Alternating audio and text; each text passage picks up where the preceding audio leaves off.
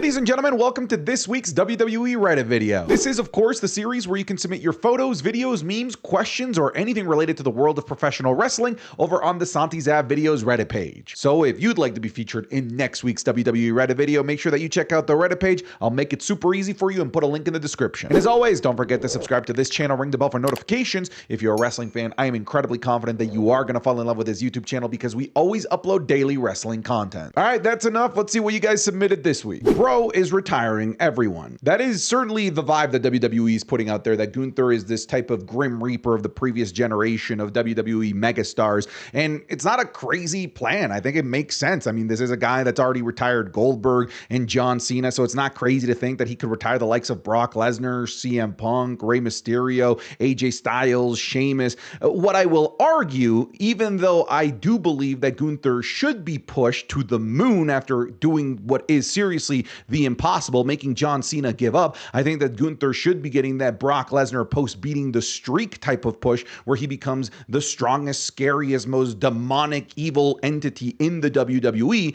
I still think that this is all overkill. I believe firmly that yes, you got to make Gunther look strong over the next couple of years, but with all of these retiring superstars, you got to take advantage of putting over other talent that isn't just Gunther. There's other future budding stars that just need that extra accolade in their career to be able to take that next step into superstardom. And if just use them all on Gunther, I don't think that that's the best use of this very, very finite resource, which is your aging veterans that are on their way out. I love Solo.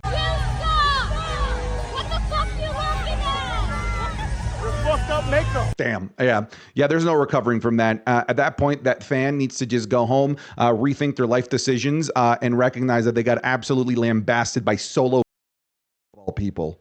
What is your WWE match of the year? That's a great question, and I'm looking at these, and you've got some great ones. Like Kevin Owens versus Cody Rhodes is already this forgotten gem because it happened so early on in the year, but that match is truly and genuinely incredible. The men's elimination chamber was great. Kevin Owens and Sami Zayn is up there. The stand and deliver triple threat was incredible. Both triple threats at WrestleMania were insane. The men's TLC was amazing. Evolution between Io Sky and Rhea Ripley, the Chad Gable versus Vikingo match. There are so many incredible matches this year to pick from, which is funny because this is what I would consider a down year for the WWE, but not in terms of match quality. I think that they had a very solid Rolodex of match of the year contenders, just as many as you would find in previous other great years. This year's problem with the WWE was storytelling, not match quality, as we can see here. For me, my match of the year is AJ Styles versus John Cena.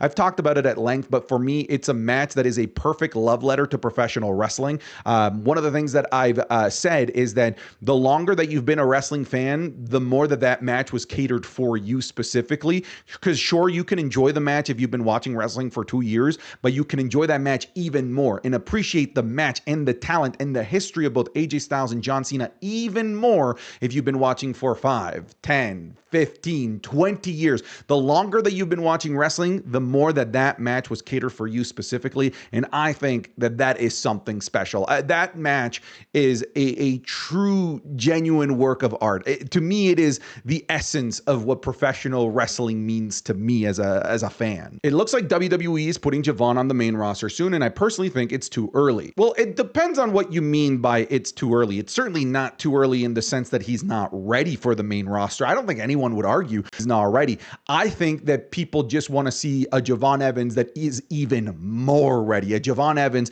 that isn't just ready to be a main roster member, but a Javon Evans that is ready to be a cornerstone, a pillar of the WWE. And that's where I think a longer run in NXT, becoming the NXT champion, maybe he gets the Dominic Mysterio treatment and becomes the AAA champion because he's spending a lot of time there as well. I think that you can hone in on Javon Evans's future even more by keeping him in NXT and working AAA longer. But to say that he's not ready for the main roster is just an absolute lie.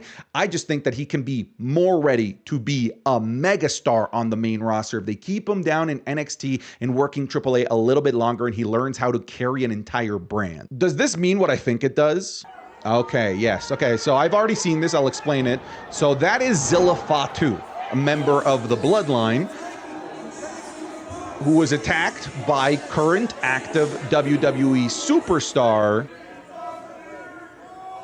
Ricky Saints, who's down in NXT. So obviously the question is, are we going to have Zilla Fatu, who is, in case you didn't know, Umaga's son, going over to the WWE and start working the NXT system, and adding a new member of the Bloodline? I could see this being a, I guess, testing ground to see how it goes on Reality of Wrestling before it brings over and it's brought over to NXT programming and WWE proper. But to me, it is inevitable that Zilla Fatu is going to the WWE. I think that that's a sure done deal. I just don't know that it's this program. I could see this program being isolated to Reality of Wrestling as opposed to it going back and forth between Reality of Wrestling and NXT. But yeah, you guys got to watch Zilla Fatu if you haven't done so already. He is a budding talent. Absolutely. He is an inevitability on the WWE main roster. This spot is a little familiar. Yeah, this is crazy. Look at this. Boom. I know what you mean by it's familiar. That's what they tried between Javon Evans and Randy Orton. They did something very similar and they weren't able to hit it. They hit it clean here. This whole match is just an insane spot fest. I've never seen some of the moves that they pulled out in this match. Jack Cartwheel opened up my eyes and the eyes of so many people to the talent that he brings to the table. Javon Evans is Javon Evans. Loretta Kid is Loretta Kid. We know what they offer. But Jack Cartwheel, my goodness, what a coming out party for what might arguably be the biggest audience that he's wrestled in front of, both in terms of live audience and people at home. I'm telling you, man, the AAA has some special sauce down there that just cannot be replicated on the main roster of the WWE. If you can find a way to watch it, do yourselves a favor, and at the very least try and watch the monthly pay-per-views or big shows that they put on down in AAA. It's absolutely worth it. The Wepa Vortex is real. That's crazy. I thought I was exaggerating when I said that they've been feuding for 18,000 years. Obviously I was, but 6 months is crazy. I didn't think it was that long.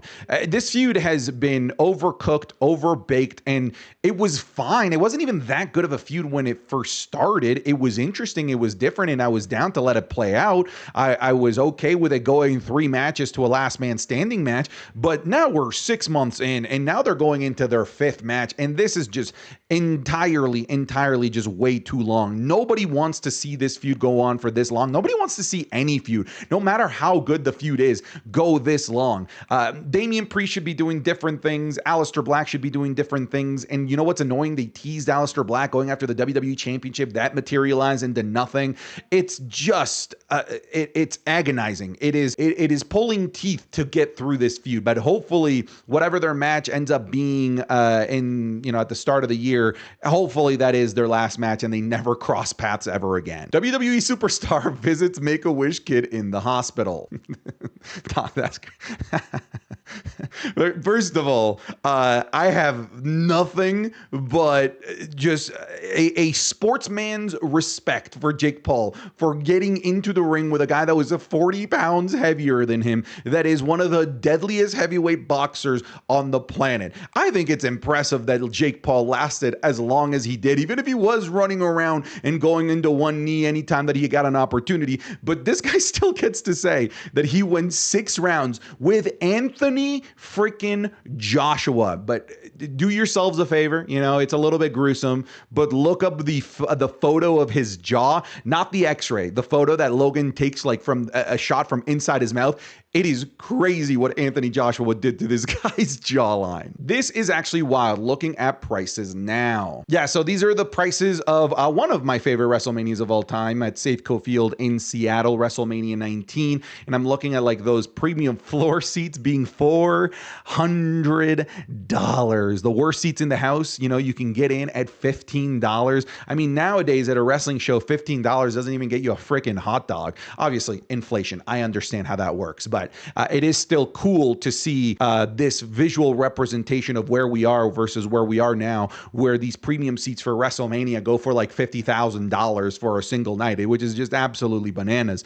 Yeah, you can't get into any WWE show for $15, even if it's in the middle of bumfuck nowhere. If Santi was in the WWE. So this video was flooding the Reddit, so I'm gonna finally watch it for the first time. What if Santi Zap was in the WWE? The Raw after Backlash Backlash, we would see Santi make his debut against the man that retired John Cena, Gunther. Let's see if he can avenge Cena. A little bit of vengeance. And he actually does. Let's Come go. to find out, it's because of Bronson Reed. Wait, why am I partnering with Bronson? Bronson? Santi go up against the world champion himself, CM Punk, as he would take his first loss. He would then later on make his first pay-per-view appearance at Money in the Bank, where he's involved in the ladder match. Tell me I become Mr. Money in the Bank.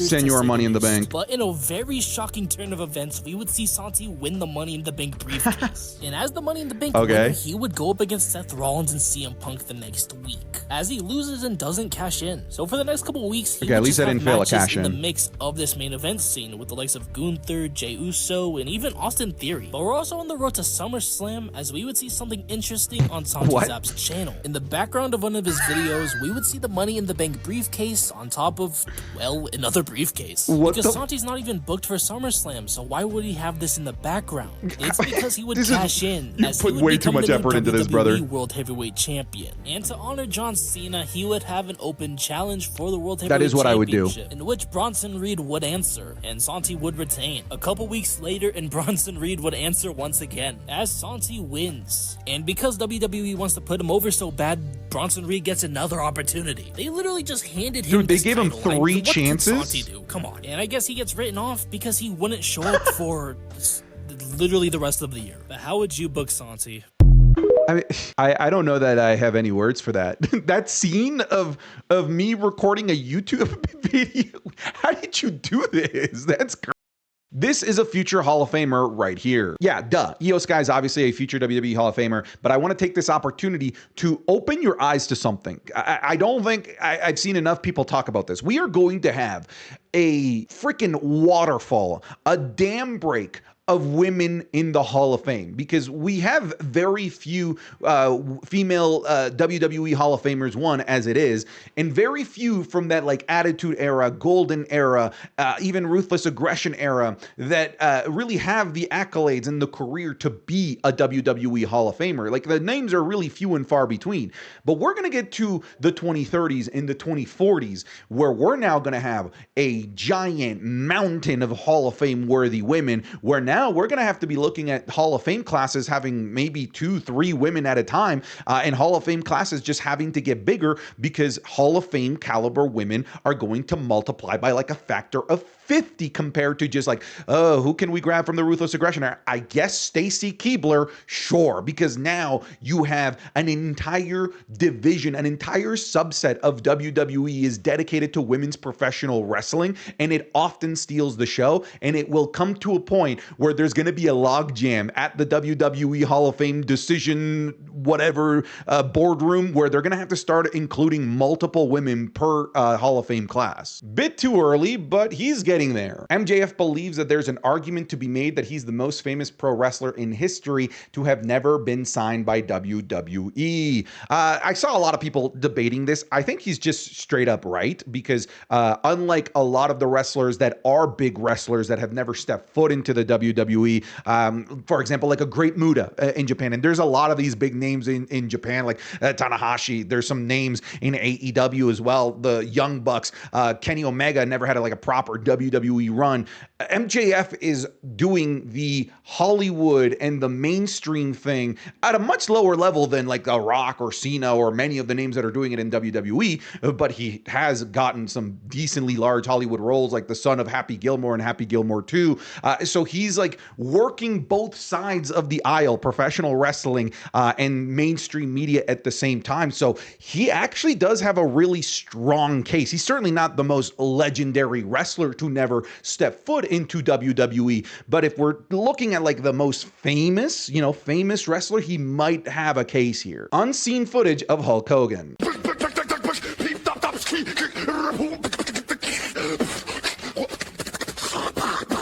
Rip, your eyes are about to leave the building, pal.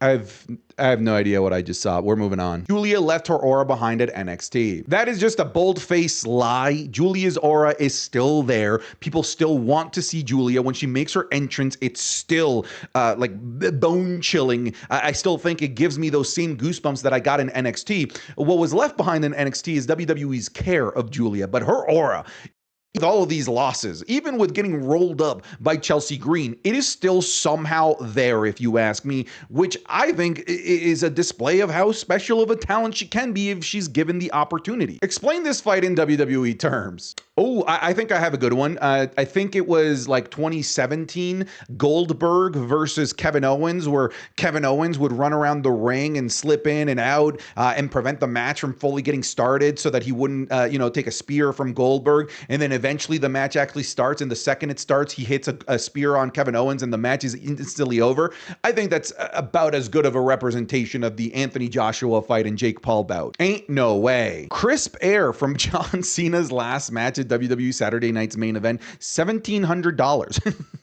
I mean, I was there, so I sniffed a bunch of that crisp air, but I did see like the chairs also going for like $2,500. All of this stuff, not that you should be buying crisp air, but like, memorabilia from the show will all eventually drop in price. Don't go panic buying, especially not in like the Christmas season when everything is shot up in price. The real John Cena fan. A fan collected every John Cena farewell tour belt. That's crazy. This collection is worth around $8,000. That is actually bananas.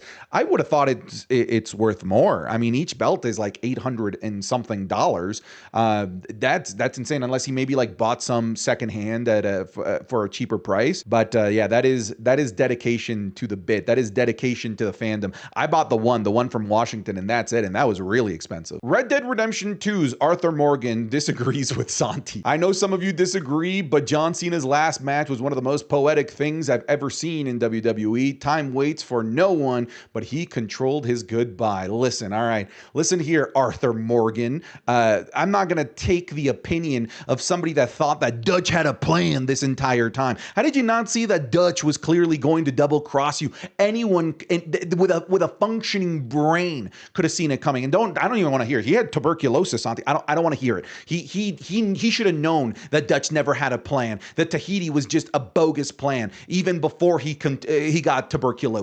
This just tells you how weak of a product WWE had this year. No solid storytelling throughout the year. 2025 marks the first year since 2001 that WWE hasn't delivered a Hell in a Cell match. I think that's fair. There's no feud this year that warranted having a Hell in a Cell. The closest one would have been CM Punk versus Seth Rollins. That could have maybe materialized into a Hell in a Cell match. But aside from that, all of the feuds that we had this year were not good enough to get to this point. And I do think that is a big symptom of WWE's problem this year. Their storytelling. As we saw earlier, it's not the match quality, it was their storytelling. And maybe it was such a big focus on the John Cena retirement tour that prevented WWE from building long-term, decent, good, like violent narrative stories.